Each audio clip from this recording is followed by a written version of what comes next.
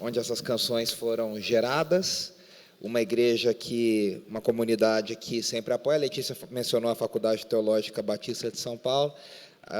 Eu estou ali na coordenação do curso de Louvor e Artes. O César é nosso professor, parceiro, amigo. O Humberto, estou vendo ele ali também, está lá com a gente também, nos apoiando na área de sonoplastia.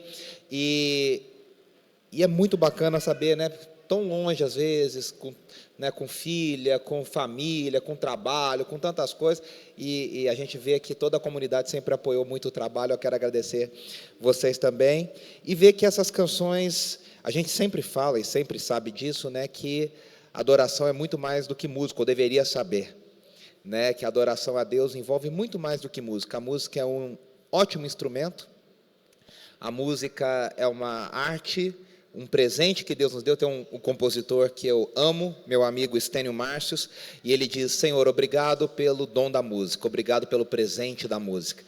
A música é realmente esse dom divino que Deus nos deu, mas a adoração a gente sabe que vai muito além dessas canções, e a Letícia sabe disso, mas essas canções são permeadas com uma espiritualidade que nos ajudam a chegar mais perto de Deus, a caminhar para mais perto de Deus, a viver uma vida de acordo com aquilo que Deus espera de mim e de você.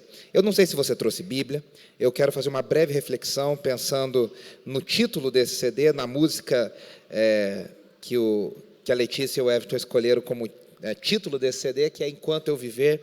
Me veio à mente, ao coração, o texto de Paulo, do apóstolo Paulo aos Filipenses. Nesses dias eu tenho pensado muito no apóstolo Paulo. Caiu aqui, só para ver. Esse livro foi recém-lançado no Brasil, um dos autores que eu mais gosto, talvez o maior estudioso vivo de Novo Testamento, um anglicano britânico chamado N.T. Wright.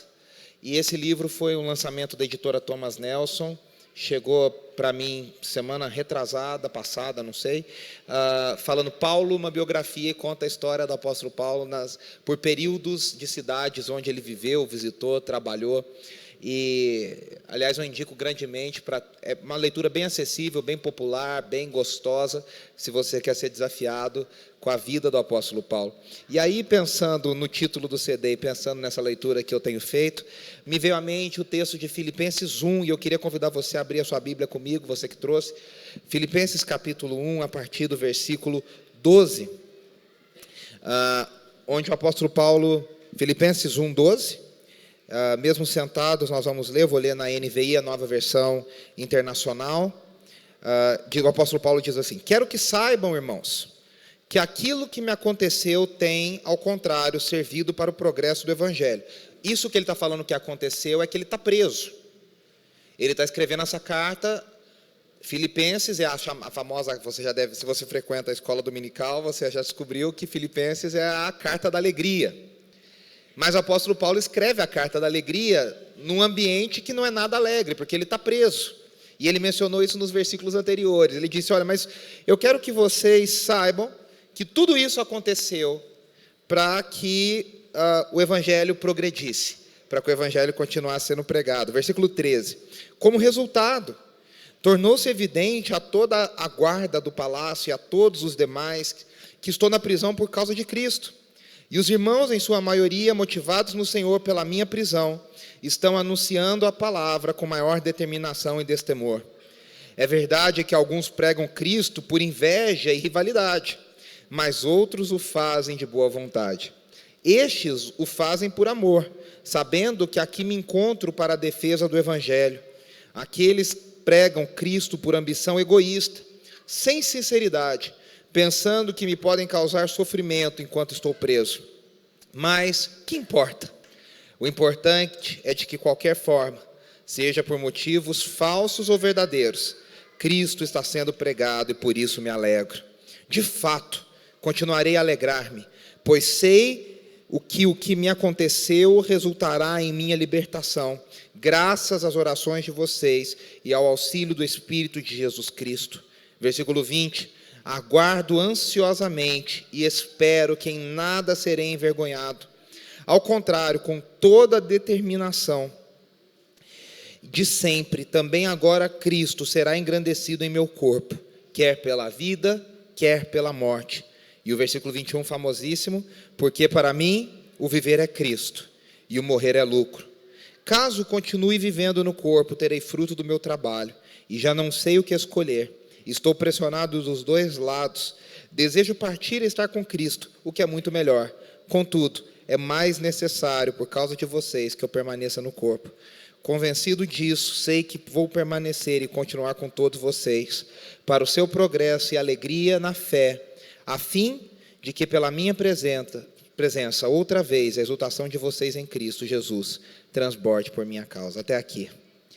Esse texto é interessantíssimo do apóstolo Paulo, e ele nos ensina algumas coisas. O apóstolo Paulo, se você acompanha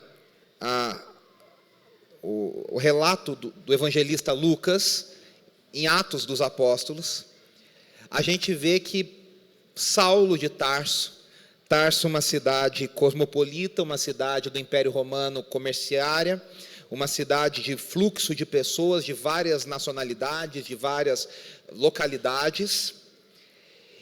Paulo, que foi criado ali em Tarso, talvez tenha estudado um tempo em Jerusalém, como ele diz em algum momento das suas cartas, que ele mesmo foi criado aos pés de Gamaliel, era um cidadão romano, então ele tinha privilégios que a minoria daquela população tinha. Ao ser cidadão romano, além de ser cidadão romano, ele era um judeu, de uma classe nobre de judeus, chamada fariseus, que eram mestres da lei. E Paulo diz, em determinado momento, defendendo o seu apostolado, ele diz: eu sou fariseu de fariseus.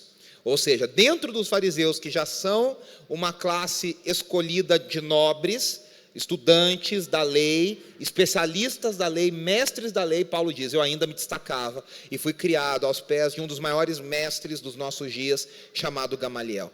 Paulo conhecia a filosofia de Platão, ele conhecia a filosofia de Aristóteles, ele conhecia a filosofia helênica dos seus dias, conhecia as Sagradas Escrituras, que para ele eram a Torá, os profetas e os livros de sabedoria, de cor, muito provavelmente, porque em alguns momentos dá a entender nas suas cartas que ele cita meio que de cor, porque Paulo não escrevia suas cartas, ele ditava suas cartas.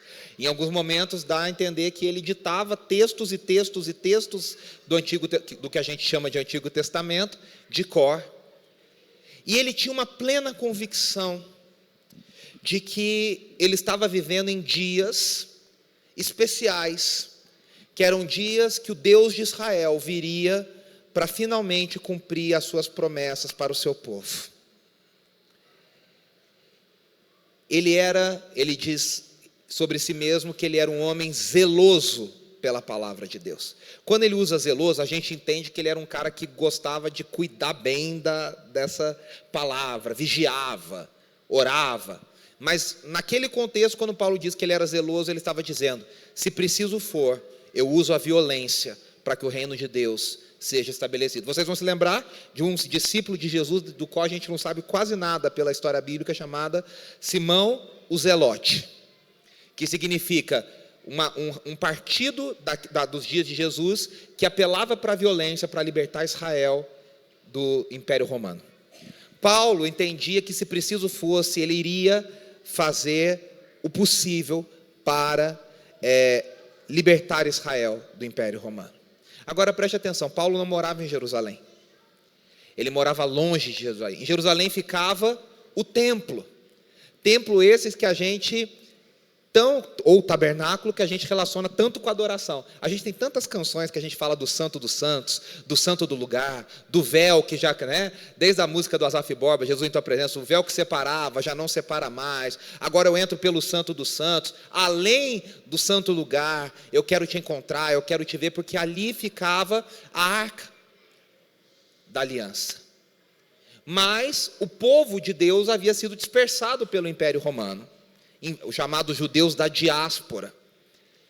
E Paulo não tinha acesso mais ao templo, não tanto quanto ele gostaria, mas ele tinha acesso aos rolos das Escrituras, à Torá, aos profetas e aos livros de sabedoria. E para ele a Escritura era um mini templo. E o que era o templo? Quando a gente fala de adoração, a gente fala de levitas, escuta tanto pessoal falando, isso aí, enfim, é uma outra situação que eu não vou abordar hoje. Mas o templo era, eu sei que tem uma canção do CD que chama Templo Vivo. O templo era, para o judeu, para o povo de Deus, a ligação máxima do céu com a terra. O templo era a concretização para o judeu daquela história de Jacó, quando ele sonha com a escada de anjos que subiam e desciam. Onde o céu se encontra com a terra. O templo era o lugar onde Deus, o Deus de Israel, o Criador dos céus e da terra, se encontrava com o seu povo. Sem acesso a esse povo, Saulo de Tarso usava as Escrituras, e as Escrituras, os profetas, a lei de Moisés, os salmos e provérbios, eram o ponto de encontro onde o Deus Criador dos céus e da terra se encontrava com a terra. Paulo amava a Deus. Paulo esperava o Messias de Israel. Saulo entendia que ele estava cumprindo a missão de Deus. Só que quando ele ia para Damasco para executar alguns dos cristãos, ele tem uma visão de Jesus, e a gente não sabe exatamente o que ele viu de Jesus, mas ele ouve a voz de Jesus, e ele entende, naquele momento, que todas as esperanças que ele tinha, ainda do Deus de Israel que viria salvar, já tinham acontecido. E o Jesus de Nazaré, aquele que havia sido crucificado poucos anos antes, que talvez ele tenha até ouvido falar lá em Tarso, era o Messias prometido de Israel. E aí todo o zelo de Paulo, toda aquela paixão de Paulo, que a gente fala que Paulo se converteu, e aí tem gente que acha que assim, Paulo era, sei lá, espírita, era macumbeiro, é como se fosse no nosso contexto, e de repente ele conhece o Senhor Jesus. Não, Paulo não se converteu nesse sentido, ele cresceu amando o Deus de Israel, e ele só descobriu que o Deus de Israel agora tinha uma nova ligação entre céus e terra, e essa ligação não era mais um templo de pedras, essa ligação não era mais somente as Escrituras, mas essa ligação agora era uma pessoa, e essa pessoa era Jesus de Nazaré, que nos ligava e nos liga ao Pai. E Paulo vai dizer, a única coisa que interessa nesse texto que a gente leu, é que o Evangelho, essas boas novas, não é uma nova religião para Paulo, não é uma nova descoberta, no sentido de, eu não cria nesse Deus, eu sempre criei nesse Deus, mas ele vai dizer agora, se tudo que me acontece colabora para que essa boa nova seja pregada, que seja assim. Tem gente que prega por inveja, e nos nossos dias isso só tem aumentado. Se você liga a televisão, se você escuta o rádio, você vê muitos picaretas pregando o evangelho para benefício próprio. O evangelho da prosperidade, o evangelho do você vai ser rico, você vai ser abençoado, você vai ter a roupa da moda, você vai ter o carro do ano. O evangelho do você vai para a Disney colocar foto no Instagram, você vai ser uma bênção. Esse não é o evangelho de Jesus Cristo. Mas Paulo diz, até esses que pregam por partidarismo, por egoísmo, por vanglória, até esses, o que importa é que o nome de Jesus está sendo pregado. E ele diz, enquanto eu estiver vivo, enquanto Deus me der vida, enquanto Deus me der fôlego, enquanto Deus me preservar, e aí ele fala uma observação muito interessante, ele diz, eu na verdade já estou na dúvida se eu prefiro viver ou morrer. Talvez eu até considere que morrer seja melhor, porque eu vou estar diante do Senhor. Pense, a vida de Paulo não era fácil. Ele sabia que por causa da perseguição que ele enfrentou, que ele fez, que ele causou, ele recebeu uma marca no seu ministério. E desde o início, Ananias, quando foi tirar as escamas dos olhos dele, em Atos capítulo 9, diz, você vai sofrer por amor ao Evangelho. E Paulo sofreu, e você se lembra que ele diz, dilúvio 2 vezes, açoitado tantas vezes, perseguido tantas vezes, apedrejado. Paulo tinha uma lista de perseguições, e de apedrejamentos, e de sofrimentos na carne. Ele diz, mas o que importa, é que enquanto eu estiver vivo, Cristo seja glorificado em mim, porque para mim o viver é Cristo. E a gente repete isso e não entende. E eu quero linkar tudo o que eu disse, já encerrando, que adoração, meus irmãos, é muito mais do que vir domingo após domingo no culto apresentar um olerite espiritual para o Senhor no dia dos céus e falar: olha, eu cumpri minhas horas, eu fui, eu tenho certificado da escola dominical, eu cantei no coral, eu dei oferta direitinho. Não é isso. Não é isso que nos salva, não é isso que nos redime, não é isso que... Isso tudo é importante. Estudar a palavra é importante. Ter a comunhão da igreja é importante. Ofertar os nossos recursos, tempo, dinheiro, tudo, gratidão, a Letícia falou de gratidão, é importante. Claro que é importante, mas isso só vale se já é fruto de uma vida que foi alcançada, redimida para a glória de Jesus. E aí a gente entende que o viver uma vida de adoração só é válido quando a gente foi completamente transformado e alcançado pela graça de Cristo Jesus. E a nossa vida é transformada não de fora para dentro. Não você mudando de roupa, mudando de cabelo, escondendo a tatuagem, tirando o piercing. Não é isso que faz uma pessoa ser cristã ou não ser cristã. O que faz uma pessoa ser um adorador, o que faz uma pessoa ser um verdadeiro cristão, que o viver realmente é Cristo. E até a morte e a perseguição é lucro para o Evangelho. É quando o nosso coração, que antes era um coração de pedra, você se lembra desse texto de Ezequiel, que o nosso coração era de pedra, e o Espírito Santo coloca em nós um coração de carne. Ou como Jesus diz em João capítulo 3 para Nicodemos, o que importa para você, Nicodemos era aqui com Paulo, mestre da lei, assim, não estou dizendo que eles eram amigos, eu estou dizendo que eles eram em formação parecidos. E Jesus diz para ele: Nicodemos, nada disso vai te salvar. A lei de Moisés não vai te salvar. O decorar as escrituras não vai te salvar. O ir ao templo não vai te salvar. O que vai te dar a salvação e a vida eterna, e uma vida de adoração que agrada ao meu Pai, é nascer de novo, é nascer da água e do Espírito. Meus irmãos, somente quando a gente nasce de novo, somente quando o Espírito Santo passa a habitar dentro de nós num mistério incrível do Evangelho, que se a gente falasse isso para Isaías, para Jeremias, eles iam ficar com o queixo lá no chão, e falar: como assim eu vou ser? Porque o templo era completamente sagrado, e aí de repente se viesse eu e você, como se fosse uma visita de volta para o futuro, vindo para o passado, né? Que é de volta para o futuro, no segundo filme eles voltam para o passado, e aí você aparecesse para Isaías, e você aparecesse para Elias, e você aparecesse para Moisés, e você dissesse assim: olha, um dia o templo em Jerusalém não vai valer nada, vai ser destruído, vai ser derrubado, e o povo de Deus, cada um dos remidos, será um templo vivo. O queixo deles ia cair no chão, porque isso era inconcebível. E a gente fala de uma forma tão tranquila. Só o Espírito Santo de Deus sela o nosso coração na sua graça poderosa. E aí, meus irmãos, o nosso viver não é mais o nosso viver, não é mais a nossa vontade, não é mais o nosso reino. A gente quer ver o reino de Deus acontecendo. A gente quer ver o reino de Deus acontecendo. A gente quer que mesmo nas nossas dores, nos nossos sofrimentos. Eu sei que essas músicas da Letícia, muitas delas foram geradas em momentos de dor. Na verdade, as melhores músicas são geradas em momentos de crise, em momentos de dor, em momentos de tristeza profunda, de dúvida profunda. E aí até isso a gente não esconde para falar: não, porque viver para Deus é viver vitória em vitória. Não, a gente torna bem público e fala: a gente se alegra, porque até isso é viver para a glória de Deus. Então, o meu desejo, a minha oração e a minha mensagem nessa noite para você, crendo que vem da parte de Deus, é que enquanto a gente viver, Cristo seja glorificado nas nossas vidas, nos dias bons e principalmente nos dias maus, e que tudo que a gente faça seja para a glória do nome de Jesus, até o dia que a gente vai estar diante dele, cantando essa canção: Santo, Santo, Santo é o Senhor Todo-Poderoso, vendo como ele é. A gente não sabe se ele virá primeiro, ou se a gente que vai subir morrendo primeiro diante da sua presença, mas o importante é que a gente viva para Cristo enquanto ele nos der vida. Vamos orar? Feche os seus olhos.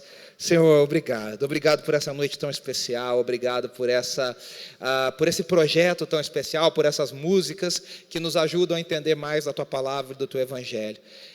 Que o Senhor nos ajude a entendermos que a nossa vida é Tua, e enquanto nós vivemos, que o nosso viver seja Cristo, que a nossa vontade seja a vontade de Cristo, que o nosso agir seja o agir de Cristo, para que Cristo seja glorificado em nós, ao ponto de nós chegarmos igual ao apóstolo Paulo dizendo: Senhor, viver para mim é Cristo, mas o morrer para mim é ainda mais lucro. Que a gente tenha essa consciência, que a gente saiba que a gente vive o reino de Deus e não nessa terra, que os princípios que governem a nossa vida, os valores que governem as nossas famílias, os valores que governem as nossas vidas, sejam os valores do reino de Deus, os valores da Tua palavra e não os valores desse mundo. Essa é a minha oração, esse é o meu desejo, em nome de Jesus, Teu Filho amado. Amém, amém.